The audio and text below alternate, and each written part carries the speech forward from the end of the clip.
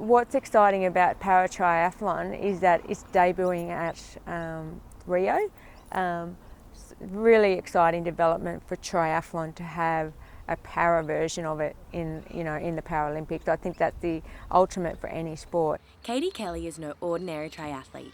She's legally blind and deaf and relies on a sighted athlete to guide her through the grueling 750-metre swim, 20-kilometre cycle and 5-kilometre run. It's an interesting place to be in because it's the irony of you get this bad news, but then there's this amazing opportunity. Rather than feeling sorry for herself when she was told she was legally blind in January this year, Katie focused on a new challenge, qualifying for the Paralympic Games in Rio next year.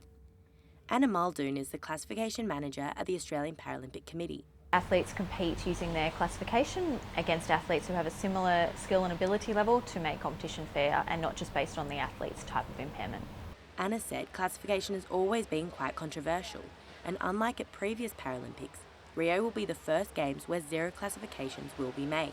We have had an example in the past who went to the Games and went through the classification process and was deemed by the classifiers at that stage to have too much sight to be eligible for competition at the Paralympic Games. Katie and the other 170 athletes the Australian Paralympic Committee are hoping to send will all have a definite classification before heading to Rio in September next year. The Paralympics do such a fantastic job in the sensitive nature of having different sports classification because there are variations to every kind of disability.